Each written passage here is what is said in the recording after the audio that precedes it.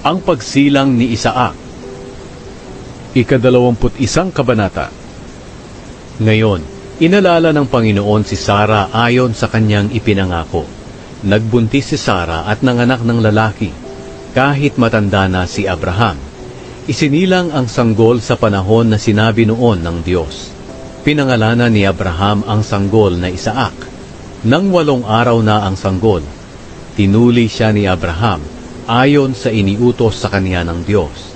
Nang ipinanganak si Isaac, 100 taong gulang na si Abraham. Sinabi ni Sara, "Pinatawa ako ng Diyos, at kahit sinong makarinig ng tungkol sa nangyari sa akin ay matatawa rin.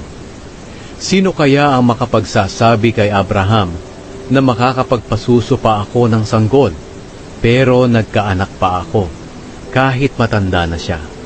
Lumaki si Isaac, at nang araw na naawat na siya sa pagsuso sa kanyang ina, nagdaos si Abraham ng isang malaking handaan.